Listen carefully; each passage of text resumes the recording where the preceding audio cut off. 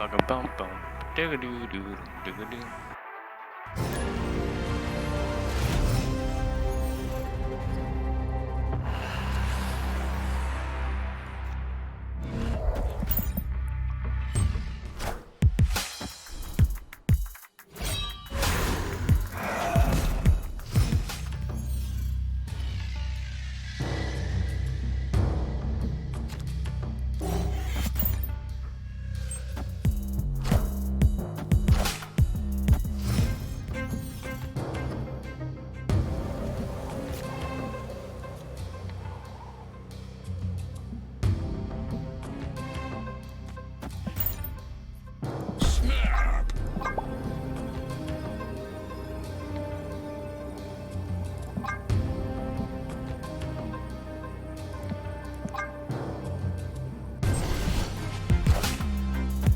Ah.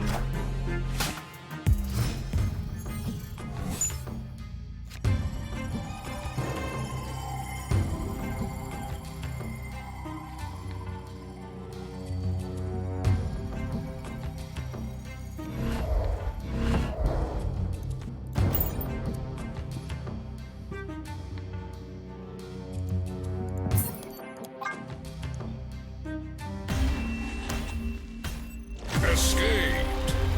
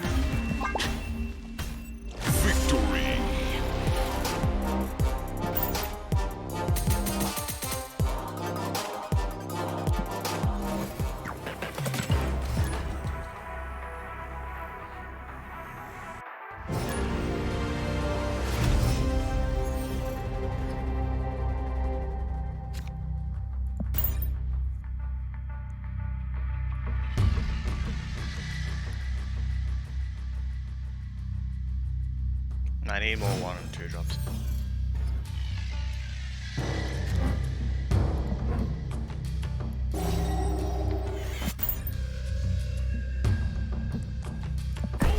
So I always have so many cards I can't play in the first phase.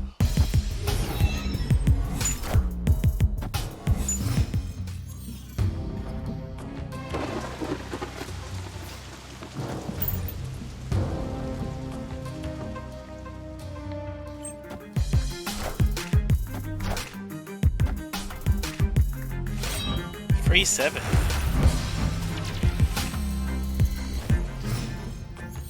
Opponent snapped.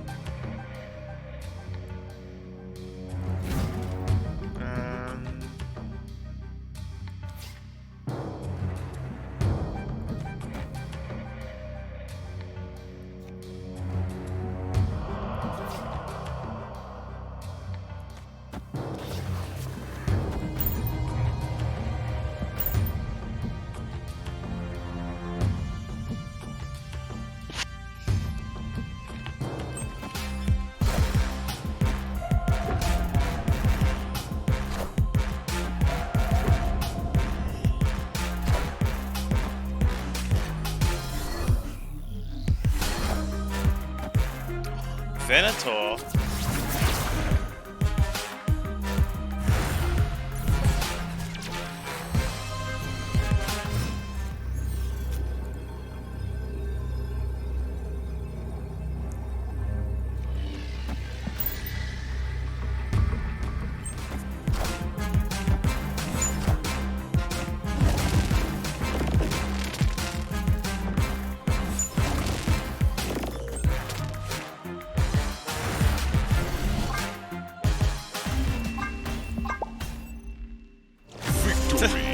Nice.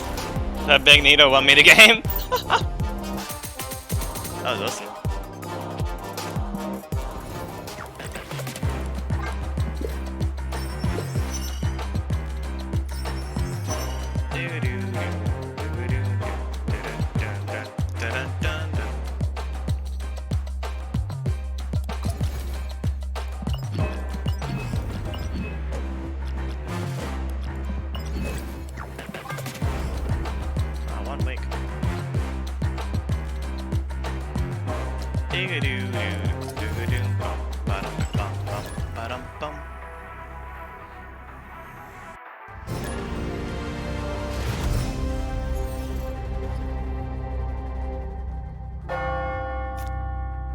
Fuck yeah.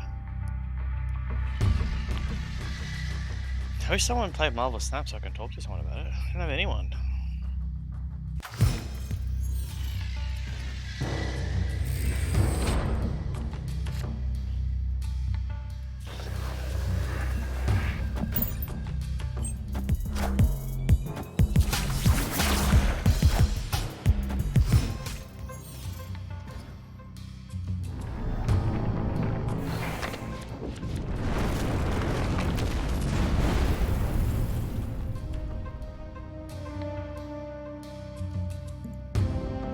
Podcast games and so on and so forth. I don't actually do that all that often, usually because like I'm thinking about games, games are kind of like the one thing that I tend to really focus on and try to give my full attention to in their intended form, because I speak about them, and so that's kind of been beaten into me. It's been ingrained into me. That's just like, well, I should be able to speak about the music in the game. And so, you know, when custom soundtracks came along and everything else, I was not always able to partake, because usually I was like, well, I need to write a paragraph about the soundtrack in this game, and so I should listen to this game and see how it comes off and whatever else. So But in playing this beta, I was like, oh man, I don't want to listen to. I don't really care about the music, and I don't really care about the story. But I had an amazing time with it, and like I said, I fully intend to play like quite a lot of it. Which, is maybe a weird dichotomy there, especially because this game seems like it has more kind of like panache. It has more style in its cutscenes than some of the previous games have. It's not just like, hey, sit in this isometric perspective while Deckard Cain talks to you. Instead, it's like, oh, there's a reason why you chose your character's eye color. It's because we show them quite a bit in these cutscenes and whatever else, and so there's definitely some work that went into all of that. But I don't know that I'm going to experience a lot of it. I feel like I'm just going to read quests like, oh, go here, smash this. Great, let's go. Do I get a new club for doing it? Like a mace or something? Do I get like a big axe? Do I get 2 smaller axes? That's even better. And and so I just kind of want to get in there and smash shit. I play with the controller. The PC version has controller support this time. They balanced it in such a way that they feel comfortable doing that. That was always the reason I think they gave as to why they didn't, because when obviously Diablo 3 came out on consoles, but they added a cool role in it that was super fun, and this doesn't have that, which is kind of a bummer. But I just imagine they figured out like, oh, this balances it between mouse and keyboard players and controller players and whatever else. But I just want to be able to do 6 somersaults through barrels and make them blow up. Like that was what I liked doing in Diablo 3. So it's a bummer. A lot of that, or you can't really roll around. You do have an evade move you can do, but there's a cooldown on it that kind of ruined the fun. It's got one of those fun title systems where you unlock words, like first words and second words, and so then you can assemble them into dumb things like nocturnal trash or apprentice rubbish and whatever else. Those are the only ones that are any good. You could connect to a game. You go like, I want to play some Mario Kart 7, and you launch it, and then someone bricks your console. Bricks your 3DS. Bricks your. That's the theory. And so that's bad. And so they patched this in a lot of games. Mario Kart 7, Animal Crossing New Horizons, ARMS got a patch. Splatoon 2 and 3 needed patches for this. Mario Maker 2, Switch Sports. The stuff when it comes to on the Switch, it was a little bit less useful, but on the 3DS and Wii U, it was something that kind of blasted those systems wide open. I will grant you, both of those systems have been blasted wide open over and over again for years. And they still are, so whatever. But at the same time, it's a meaningful vulnerability. And so this is a tweet from the Nintendo, one of Nintendo's Japanese accounts from March 3rd, saying that they've taken down servers for Mario Kart 8 and Splatoon 1 on the Wii U for temporary network maintenance. So presumably that means they're going to patch those exploits out, update the client side, and do whatever they need to do on the server side to block it, whatever it is. But like when you think about why games don't stay online forever, why Battlefield 1943 gets shut down or whatever else, or especially some of these, maybe it's something that's going to be a bit more of a hassle on PC.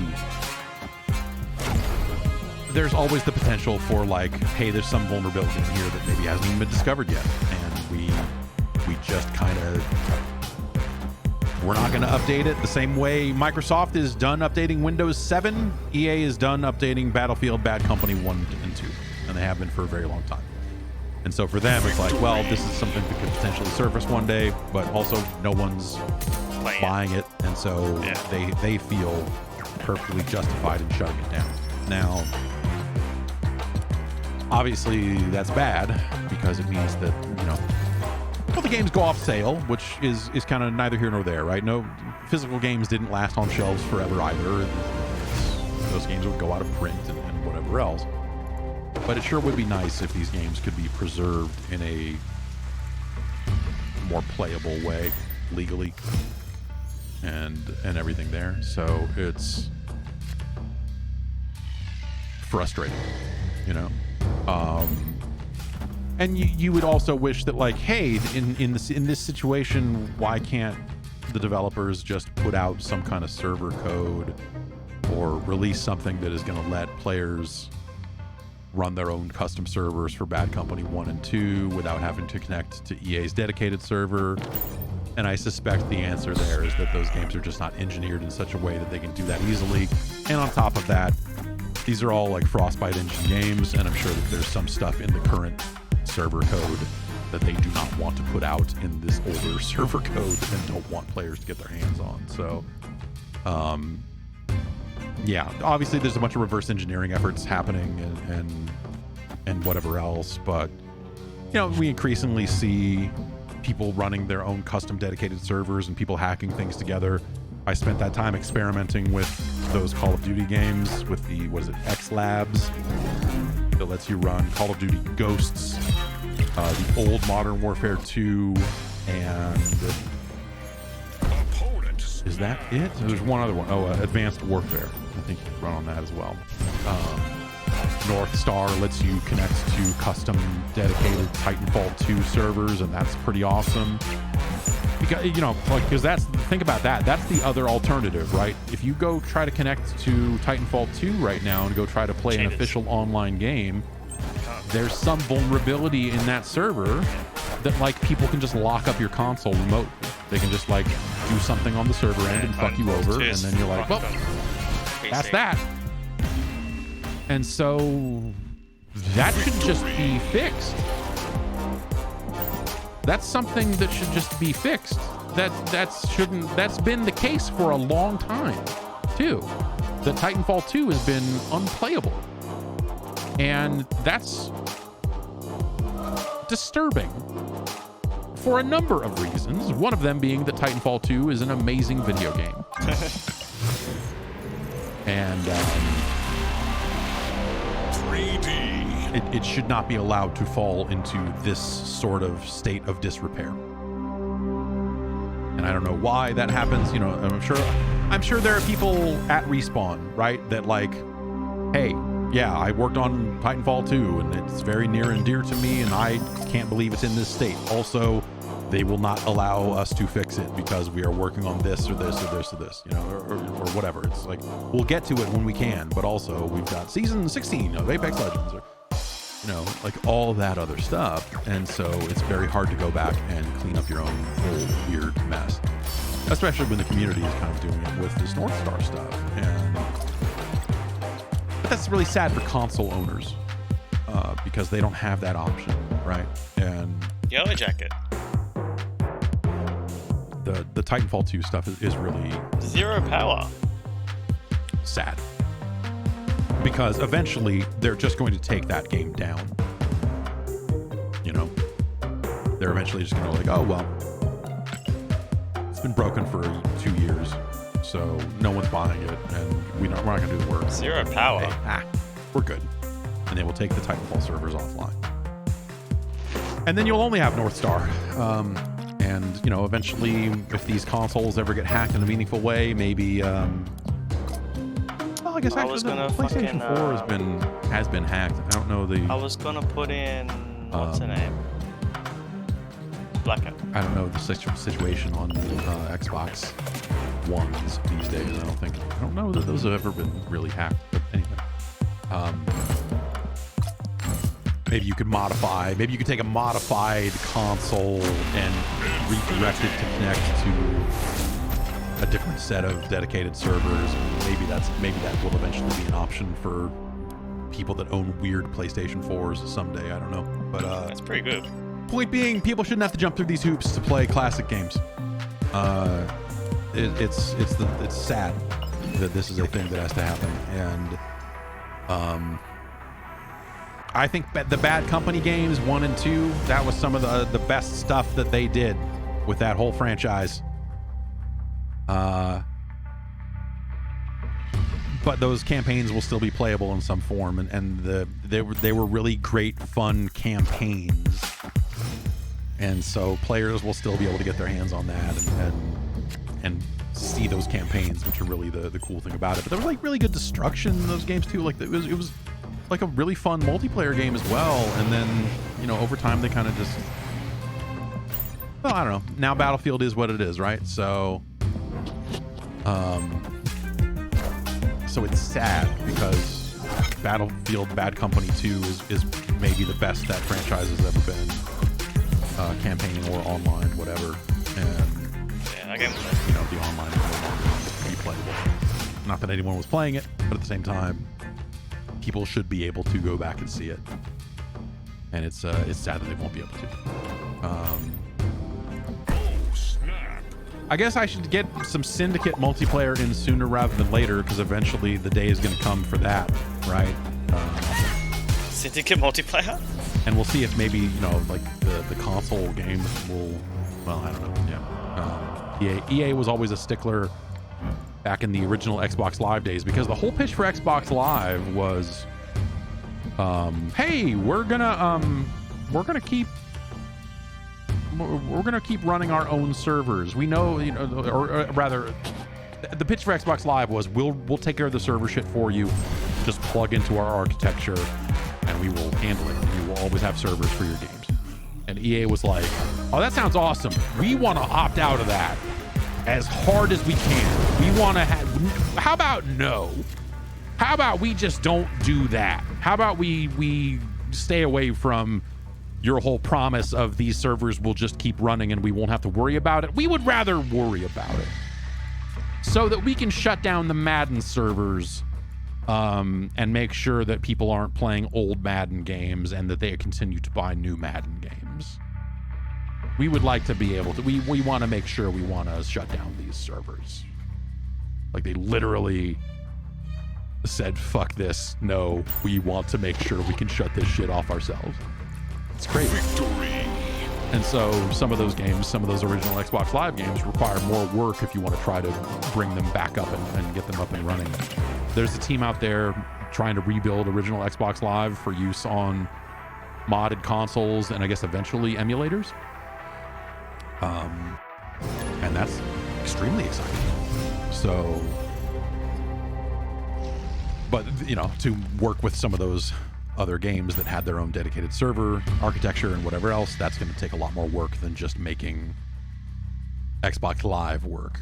But yeah, I should check in on that. It's been a little bit since I looked. I don't know how wide open their beta is for their Xbox Live reboot, but that's pretty cool.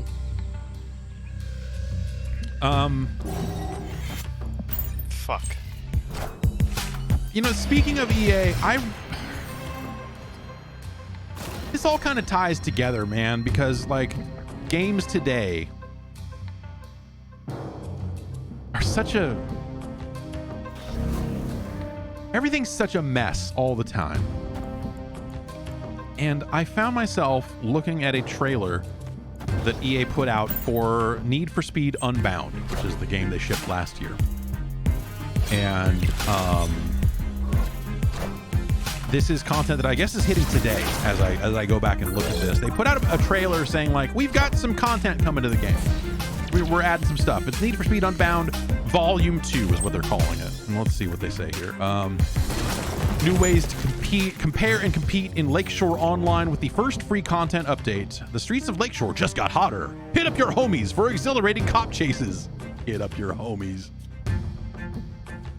Fuck me. For exhilarating cop chases through the streets and battle it out in packed grids in a brand new Rumble and Endurance races. So they're adding like a handful of new races. They're adding cop chases to online, which I think it didn't have before. I believe they're adding a few cars. Yes. Let's see here. Take part in the new playlist events or put your pace to the test in the new hot lap circuits to earn the ultimate luxury ride, or take home a new custom build, the Lotus Amira Balmain Edition 2021. And then there's a new purchasable thing. You know how Forza has the thing that just says like, unlock everything for me? It looks like that they're adding some kind of paid DLC token to the game as well. I saw that and I was like, oh, cool, man. Sure, why not? Like, I'm done playing that game. It's maybe a little late, but sure, why not put out some free content for Need for Speed? I didn't expect it. That game seemed like it was just out and done, and they put it out, and they're like, here's our cool game.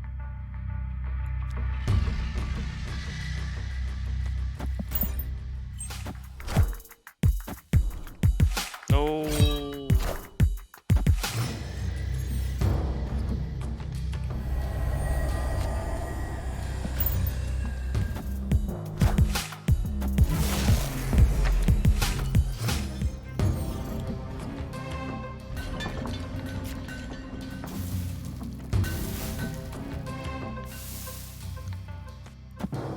Free 7. It's pretty good. Free 7. Yeah, that's broken.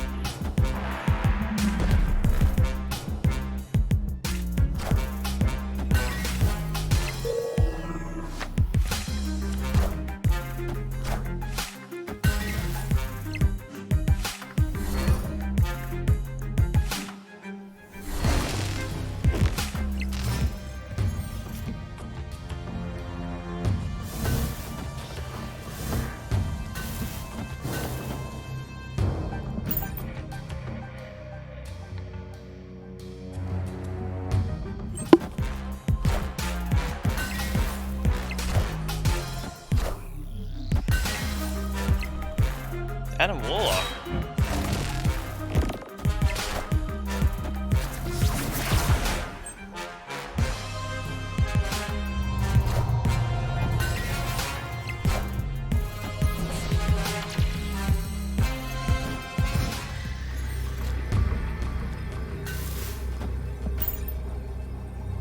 Wrecked. Fucking wrecked.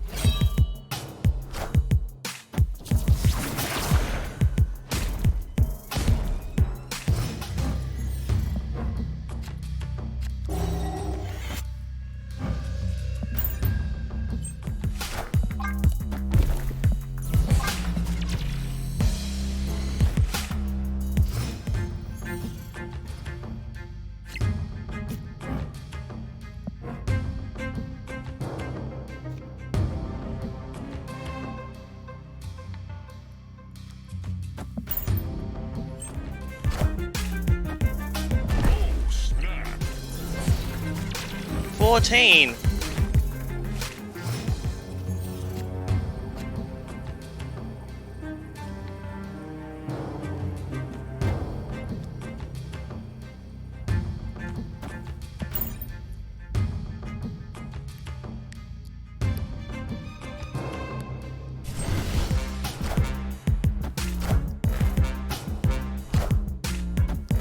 Oh, Cosmo, no! Fuck.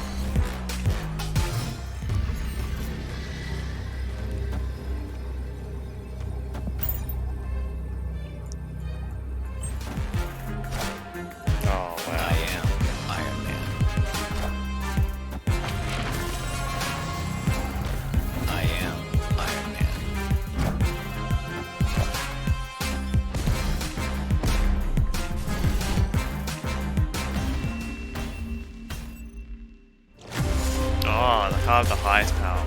Damn it.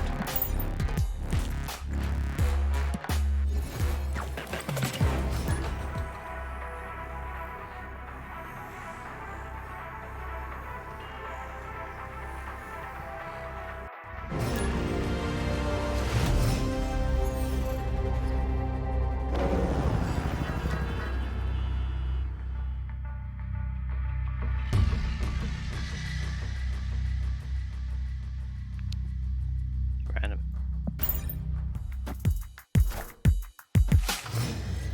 Doing pretty well today. I think that was the first game I've lost this. This deck is really good.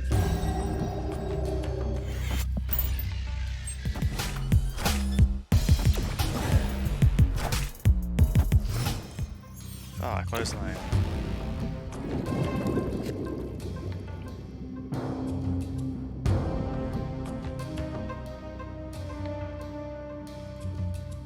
The lead singer is such a douchebag. Here's our cool game. Anyway, it's not a big live service game. It's not like they're like, here's our fucking battle pass with cars. It's not, you know, it was, it's the game, it's the style of game that people who say they hate live service games and battle passes would go like, oh yeah, this is a game like the way they used to sell them.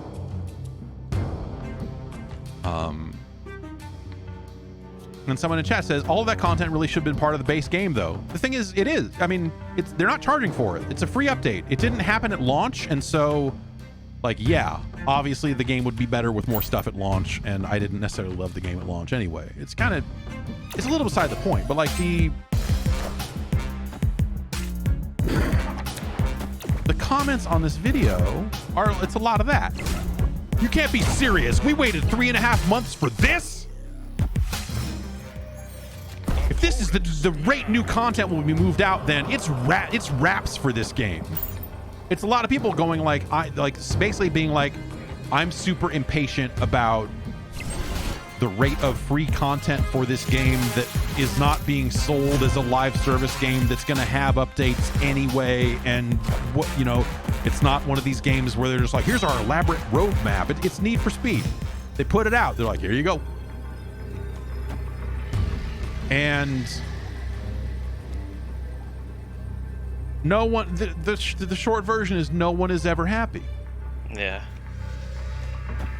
And it's probably different people, right? But like on one end, you've got I can't believe everything's a live service game. They're nickel and diming us to death with these battle passes. And I can't believe they're selling. How dare they sell shit in why would they do this? And on the other end, you've got a game that's just like not that at all. They put out their update, which is like a minor thing that like I look at and go like, I don't know why you did this in the first place, but sure, why not? Yeah, go ahead, put it in. And you've got people going like, if you're not, this is a dead game. If you're not putting out more updates than this is a dead game. Like, okay, so wait. So it can't be a live service game because that's bad, because battle passes and that sort of pace is bad. But also, if they don't put out free content at an acceptable rate, then it's still a dead game, and so there's no winning, there's no pleasing everyone. Like I said, it's proper. You free to play multiplayer games that people just get access to for nothing, and they're some of the biggest games in the world, so they're getting tons and tons of new development and all this other shit that's happening with them. Like, it's hard to dismiss that completely out of hand, you know. No. You know, kids today have so much more choice in terms of what they could be playing at any given time, and parents need to be careful. Obviously, you know, you need to teach your kids to not fucking covet thy neighbor's fucking battle pass. I don't know, but you know, games go. Thou shalt not covet thy neighbor's battle pass. Like Diablo Immortal looks like a fucking total shit show every time you look at it. You're like, that seems like the wrong way to do this.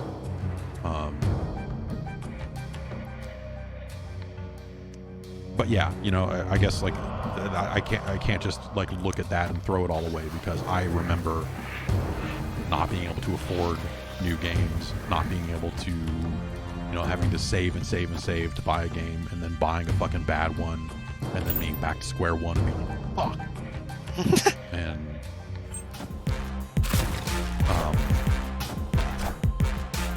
looking at the number of different free games, different free-to-start games, if we will. I wish that I had access to shit like that then. God, could you imagine? Well, piracy existed then too, depending on the platform. But it was very easy to get free Commodore 64 games. Wow. I still won. But you had to buy a disc drive from fucking some guy in Norway if you wanted to have the ability to play SNES games. That was I never had that much money to spend anyway. So, short version, it's a mess. But I also, as much as I tend to agree with people that it's like, hey, this stuff's all bad. Like it definitely has its bad side. They need to add Black Cat to Spider-Man. I can't just The Spider-Man movies. I simply cannot. I spend a lot of time looking at games, thinking about buying games, buying the wrong game. Like, just it's part of why I felt so strongly about. It's why I still feel strongly about reviewing games. But the economics around games have changed so much, and games themselves have changed so much over time. Like, the usefulness of reviews is a little bit different than it used to be. But yeah, a childhood spent playing a lot of terrible video games made me want to, it was part of what made me feel good about, like, oh man, yeah, this fucking is like, thing is the ultimate counter for work for people. Discard tech. That's useful work for people to take advantage of, like, to be able to read this stuff and try to make more informed decisions, and try to take it seriously in a way that magazines of the 90s did not. God damn it! Or at least if they were taking it seriously, it really didn't seem that way all the time. A number of times I ended up with games that were absolute dog shit, that got fucking 8s in EGM or some bullshit. It was like, man, you guys are fucking clowns. Sushi X indeed. You motherfuckers. Anyway. No! What else is going on in the news? Valve has filed trademarks for the term Counter-Strike 2. And, or I'm sorry, they have something labeled CS2. So, I'm sorry, it's Creative Suite 2. Obviously, Valve is licensing Creative Suite 2 to go on Steam from Adobe. That's very exciting. No, this is something out of PC Games N. The N is for nice, I'm sure. And Valve has been filing some trademarks that the numbers, there are associated trademarks on the filing with serial numbers, and those serial numbers point back to the CSGO trademark, and so they're trademarking something that just says CS2. And this has come along with other folks saying, no, we're thinking that this game will debut under the name Counter-Strike 2, as opposed to what we were saying a couple weeks ago, that it just seemed like, hey, we'll just call it Counter-Strike. Probably just call it Counter-Strike, especially because of the banner update they did that is just like Counter-Strike, period. You're like, okay, yeah, maybe they'll just drop the Go even and just call it Counter-Strike again.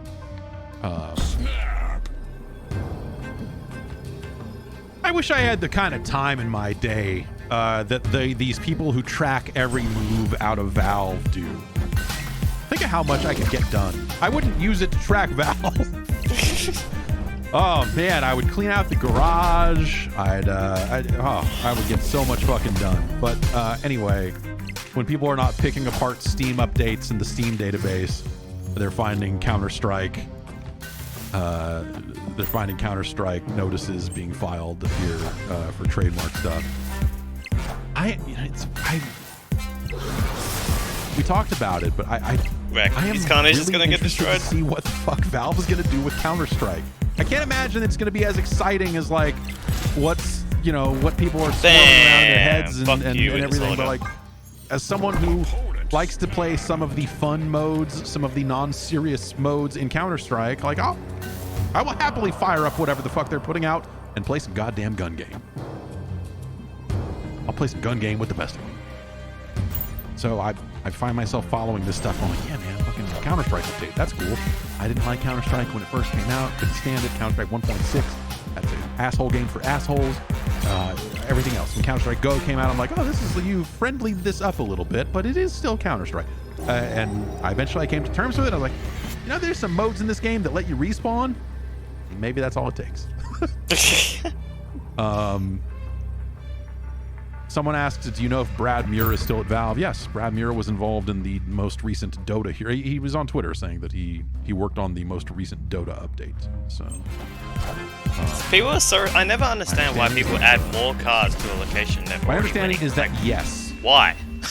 So I don't know. It seems like maybe if you put Chavez down here, he would have won. Like some of those rumors around Counter-Strike were implying that we would see something either this month or very early April at the latest. And so I wonder if this is stuff that is truly right around the corner like this. I don't know. If it's just going to surf it right around the corner.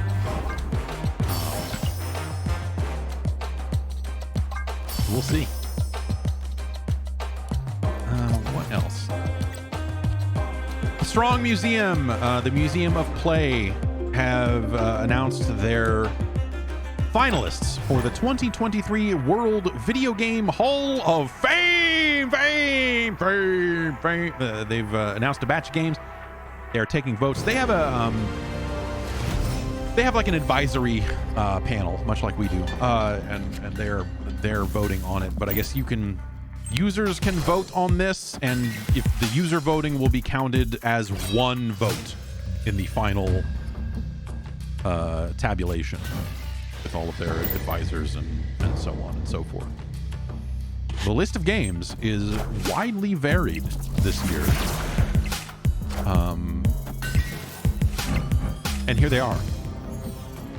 Age of Empires, Angry Birds, Barbie Fashion Designer, Call of Duty 4 Modern Warfare, Computer Space, FIFA International Soccer. But the video game? Well, I guess, look, maybe I would, right? Because think about it. You gotta, in terms of impact, Sonic the Hedgehog sold a console. Sonic the Hedgehog sold a lifestyle.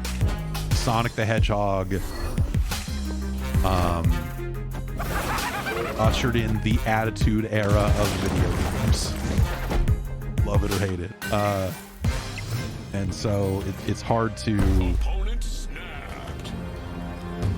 I played a lot of Sonic the Hedgehog 1 when it came out. And,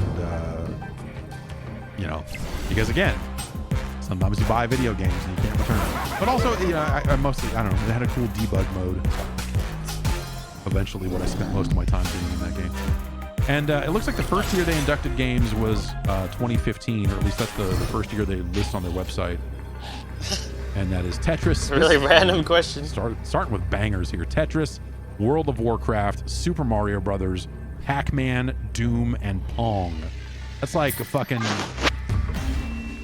murderer's row of goddamn video games right there. You're like, hey, what are the biggest video games that have ever existed? That were cultural fucking movements that shifted culture in massive ways. How about Tetris, World of Warcraft, Super Mario Brothers, Pac-Man, Doom, and Pong? Like, fuck, dude. It don't get much bigger than that. What other games would you include in that? Like, what other games do you think fit in that list? Like, obviously, they've gone on to induct more games every year, right? But, like, these 6 games feel like they represent the building blocks of a goddamn industry. Like, that's a pretty high bar. Like, what, Minecraft, I would probably consider for, like, in terms of overall impact, like, Minecraft probably goes on this list.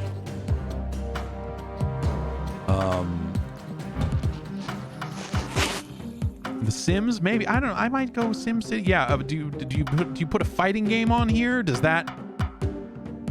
Because as much, I don't know. I have a blurred perspective on fighting games because to me they're huge moments in my youth. But like, hell be Someone better saying than Fortnite. Apocalypse. To me, Fortnite stands on the shoulders of Minecraft, and so if you were gonna kind of put, which is weird, right? Because obviously, like, Fortnite is not all building; it is building and shooting. But like, when I think about, there are aspects of Fortnite and Minecraft that occupy the same spot in my brain, if that makes any sense. And we'll see, like, the battle royale thing. Like, I feel like the jury's still a little bit out on that in terms of like lasting cultural impact. I'm not just talking about like the biggest games right now. Like, Fortnite probably does eventually belong on this list when we look back on it, but right now I would call myself slightly hesitant about it. But Minecraft certainly.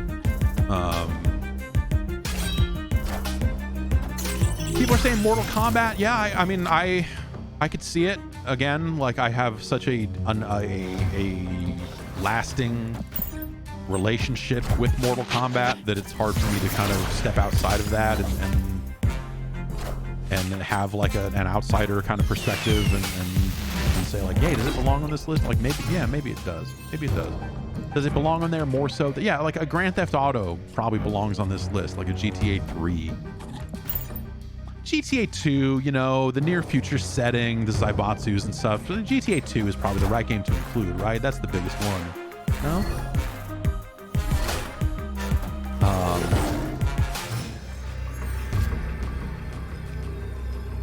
Yeah, I mean, Mortal Kombat is in here. It was just inducted in a later year, as was Tomb Raider and some of these other games. Do you put Halo in? No, because you put Doom, because they already put Doom in. Yeah. Like, there's no, like, again, like, Halo's a big thing, but I wouldn't, but Doom was a fucking huge thing. You know what I mean? Because Halo was like, why not both? Like, yes, of course. But again, I'm not talking about do these games belong in the Hall of Fame. I'm talking about the 6 games that they started this Hall of Fame on are way fucking bigger than a lot of the shit that came after it. Like, massive. Listen, I will read the list of games again. Like, I'm not fucking around here. They are not fucking around either. Tetris, World of Warcraft, Super Mario Brothers, Pac-Man, Doom, and Pong. Like, it don't get much bigger than that. You know? Like, Tomb Raider is a big thing. It belongs in a Hall of Fame, but also it's a third-person action adventure. There's been a fucking trillion of those, and like, you know. Like, does Alone in the Dark belong in here? Probably. It's not in here. You probably put it in there someday, but is it on the level of these 6 games they used as the foundation for this? Absolutely not. Ultima. Is Ultima the number 7? Man, maybe. You know, Wizardry's on the list for this year, right? So I would almost say Wizardry over Ultima in a weird way.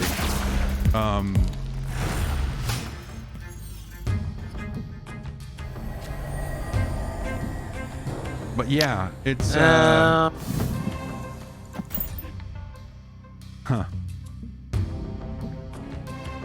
I love the Moon Knight Absol. Yeah, those I feel like those 6 games. Like, if you try to make the case that, like, hey, here are the 6 biggest games ever created when it comes to,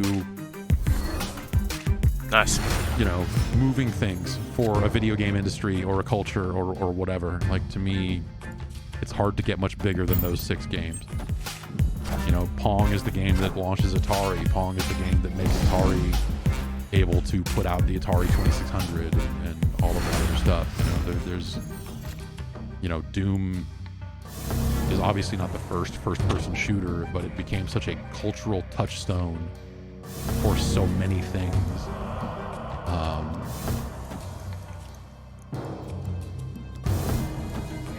Probably Five Nights at Freddy's you put on here, right? Is that, yeah?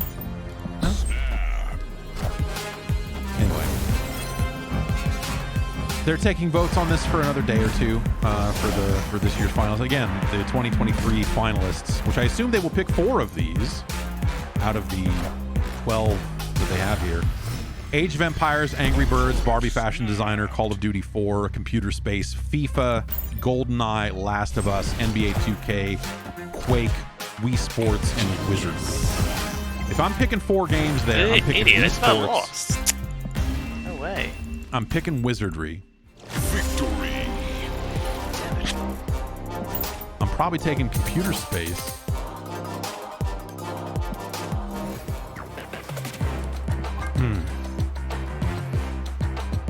Five cost cards. I don't have any. And you know, I don't know enough about, like, I'm tempted to say Barbie because, you know, like their paragraph about it, selling the number of copies it did and letting you print out your clothes on special fabric sounds fucking cool. I'm tempted to say Quake, but at the same time, Doom is already in there, you know, and I think Quake is a big deal. I think Quake belongs in here eventually. But is it the number 4 on this list? I guess so. I don't know. Bum bum bum bum bum bum bum bum bum bum bum bum bum bum.